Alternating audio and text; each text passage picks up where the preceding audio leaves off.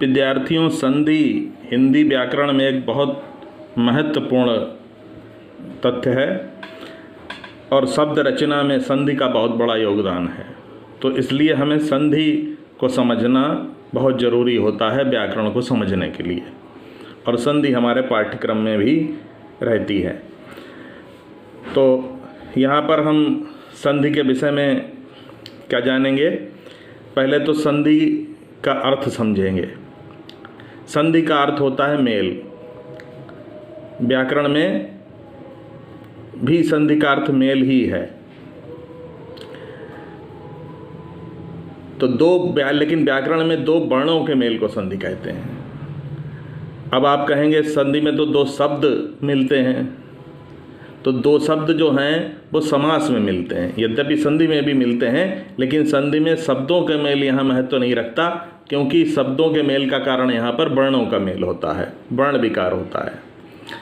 तो जब पहले शब्द का अंतिम वर्ण और दूसरे शब्द का पहला वर्ण मिलकर विकार उत्पन्न करते हैं, यानी परिवर्तन, ध्वनि परिवर्तन करते हैं, तो इस ध्वनि संबंधी परिवर्तन के साथ दोनों शब्दों को जोड़कर जो शब्द बनता है वो संधि युक्त शब्द कहलाता है, उसे संधि कहते हैं। जैसे हिम प्लस आलय बराबर हिमालय। अब मैंने पिछले जो कालांश में आपको शब्दों का वर्ण विन्यास सिखाया था, वो इसी उद्देश्य से था, ताकि आप ये पता लगा सकें कि ये शब्द किन किन वर्णों से मिलकर बना है। तो आप निर्धारित कर सकेंगे कि पहले शब्द का अंतिम वर्ण क्या है और दूसरे शब्द का प्रथम वर्ण क्या है। तो हिम में अंतिम वर्ण है आ और आलय में अंतिम वर्ण है दीर्घ आ, दोनों मिलकर दीर्घ आ हो जाते हैं। तो हिमालय में, जो हिम के हिमालय में जो माँ में मात्रा लगती है वो दीर्घ आ की लगती है। इस प्रकार से हिमालय शब्द का निर्माण होता है। इसी प्रकार से सुर धन ईस, सुरेश, यहाँ पर सुर का अंतिम वर्ण आ है और ईस का प्रथम वर्ण बड़ी ई है, तो आ और ई मिलकर ए बन जाते हैं। ये एक ही मात्रा रा में लगती है और सुरेश शब्द बनता है। ये गुण संधि है। इसी प्रकार से इत धन आदि इत्यादि, तो इत का इति धन आदि इत्यादि, तो इति का अंतिम वर्ण है ई और आदि का प्रथम वर्ण है आ, तो ई और आ मिलकर या होता है, तो इत्यादि शब्द बनता है। इसी प्रकार से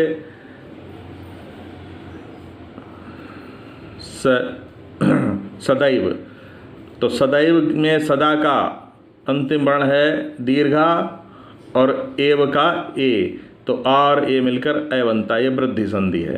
तो ये चारों प्रकार की संधियों के यहाँ एक एक उदाहरण दे दिए गए हैं: दीर्घ संधि, गुण संधि, यण संधि और वृद्धि संधि। अब संधि कितने प्रकार की होती हैं? संधि 3 प्रकार की होती हैं: स्वर संधि, व्यंजन संधि, विसर्ग संधि। और स्वर संधि के भी भेद होते हैं, 5 भेद होते हैं। संस्कृत में 6 भेद होते हैं। तो स्वर संधि क्या होती है? जब मिलने वाले 2 शब्दों में से पहले शब्द के अंत में स्वर होता है और दूसरे शब्द के प्रारंभ में भी स्वर होता है, तो वहाँ उत्पन्न विकार ध्वनि परिवर्तन को स्वर संधि कहते हैं। जो विकार उत्पन्न होता है उसके कारण जो नया वर्ण बनता है, ध्वनि में परिवर्तन होता है, उसे स्वर संधि कहते हैं। स्वर संधियाँ 5 प्रकार की होती हैं: दीर्घ संधि, गुण संधि, यण संधि, वृद्धि संधि, अयादि संधि। तो इन चारों संधियों का एक एक उदाहरण मैंने पीछे बता चुका हूँ। संस्कृत भाषा में एक पूर्व रूप स्वर संधि भी होती है, जिसमें आ का पूर्व रूप लग जाता है। इस प्रकार से आ का पूर्व रूप शब्द देखे होंगे आपने, जिनमें इस प्रकार का अक्षर सा आता है, वो आ का पूर्व रूप होता है। तो वो संस्कृत की संधि होती है। तो अब हम बात करेंगे सबसे पहले दीर्घ संधि की। दीर्घ संधि का सूत्र है अकः सवर्णे दीर्घः। अकः सवर्णे दीर्घः। तो ये जो समान वर्ण हैं, अकह का अर्थ है जो आ से लेकर और आ ई और ऊ, तो ये जो ह्रस्व स्वर हैं उनके समान होने पर, ह्रस्व या दीर्घ स्वर के समान होने पर, आ से लेके ह्री तक के जो स्वर हैं उनके समान होने पर उनका योग दीर्घ हो जाता है। तो यदि ह्रस्व या दीर्घ, इसकी परिभाषा क्या है, यदि ह्रस्व या दीर्घ स्वरों आ ई उ ऋ तथा ली के बाद, ली जो है हिंदी भाषा में नहीं होता है, संस्कृत भाषा में होता है, के बाद क्रमशः ह्रस्व या दीर्घ स्वर आ ई उ ली आए तो दोनों के स्थान पर क्रमशः दीर्घ सवर्ण आ ई उ बड़ी ऋ हो जाते हैं और इसका जो ली है इसका दीर्घ नहीं होता। तो अब एक एक नियम के साथ समझेंगे, इसको उदाहरण समझेंगे। पहला है दीर्घ और ह्रस्व आ के दीर्घ या ह्रस्व आ से मेल पर दीर्घ आ का बनना। धन प्लस अर्थी धनार्थी, तो धन का ह्रस्व आ, अर्थी का ह्रस्व आ, दोनों मिलकर धनार्थी में दीर्घ आ की मात्रा लग गई। ये अलग अलग रंग के पेन से इसलिए ही दिखाया है ताकि आप आसानी से समझ सकें कि किन वर्णों के मेल से कौन सा वर्ण बना। साक्षर, साधन अक्षर साक्षर, इसी प्रकार से ये वर्ण विन्यास करके दिखाया गया है। विद्या धनार्थी विद्यार्थी, विद्या धनालय विद्यालय, ये संस्कृत की संधि। संस्कृत की संधि और हिंदी की संधि में बहुत अंतर नहीं है। संस्कृत की संधि में अधिकांशतः दूसरे शब्द में या तो विसर्गें लगी होंगी या अनुस्वार लगा होगा। दैत्य धन अरि दैत्यारी, परम धनात्मा परमात्मा। अब ई वाले देखें, दीर्घ या ह्रस्व ई का दीर्घ या ह्रस्व ई से जो मेल होता है तो दीर्घ ई बनती है। रवि धन इंद्र रविंद्र, यहाँ पर विसर्ग लगा देंगे तो ये संस्कृत की संधि हो जाएगी। रवि धन इंद्र रविंद्र। नदी धनीश नदीश, विसर्गें लगा देंगे नदीशा हो जाएगा। रवि धन ईशा प्रवीशा, अवनिधन ईशा अवनीशा, गिरिधन ईशा गिरीशा, कपिधन ईशा कपीशा।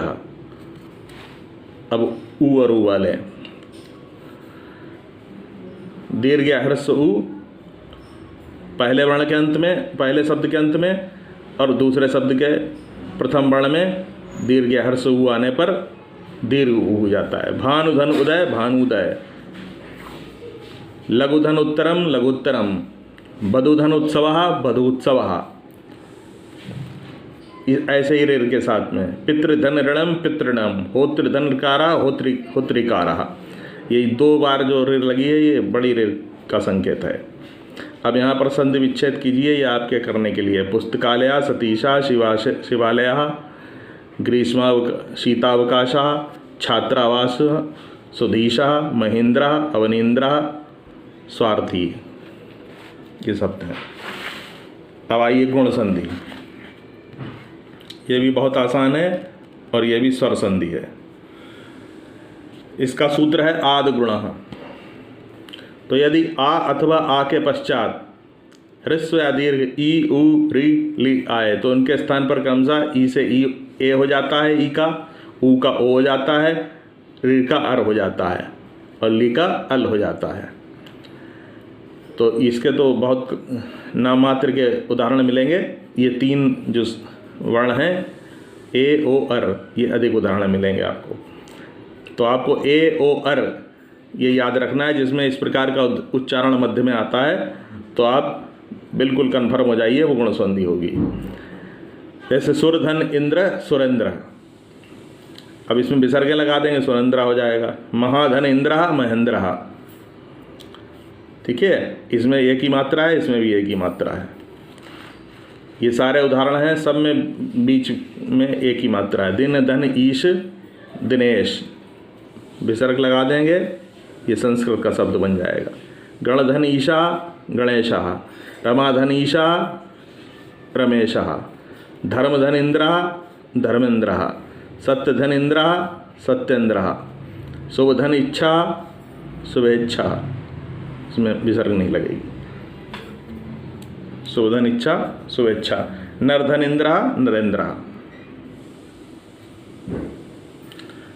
इसी प्रकार से ऊ आने पर ओ हो जाएगा, दीर्घ या ह्रस्व आ के बाद ऊ या ऊ आने पर ओ हो जाएगा। महाधनोदय महोदय, ये देखिए पहले शब्द का अंतिम वर्ण दीर्घा और दूसरे शब्द का प्रथम वर्ण ऊ, आ और ऊ मिलकर ये ओ की मात्रा यहाँ पर लग गई महोदय में। इसी प्रकार से सूर्य धनोदय सूर्योदय, सूर्य विसर्ग लगा देंगे, सूर्योदय हो जाएगा।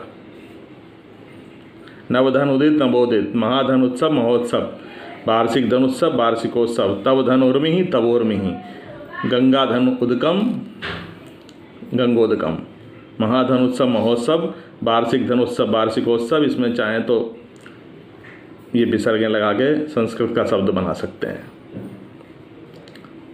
तब गंगा धन उदकम गंगोदकम, तव धन उर्मि तवोर्मि। इसी प्रकार से री आने पर अर हो जाता है। देवधन ऋषि देवर्षि, महाधन ऋषि महर्षि,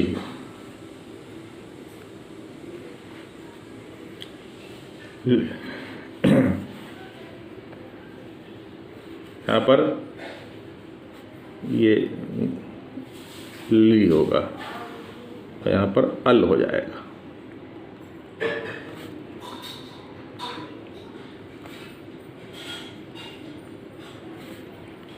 तब धन लिकारा तवलकारा। अब यहाँ पर कुछ गृह कार्य के लिए ये शब्द दिए गए हैं।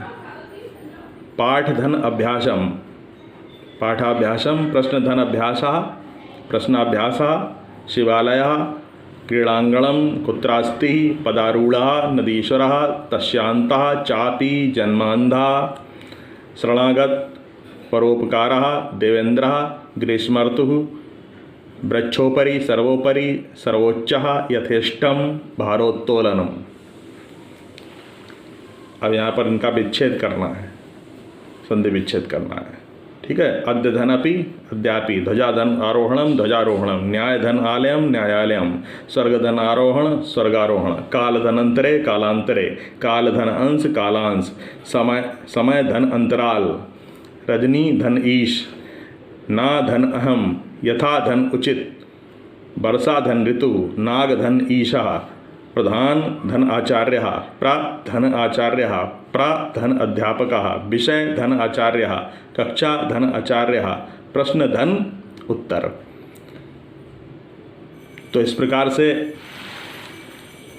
आपने सीखा ये दीर्घ संधि और गुण संधि, ये दो संधियां हैं, सरल सी संधियां हैं। आप इनको बहुत ही आराम से समझेंगे तो समझ में आ जाएगी। आज के लिए इतना ही।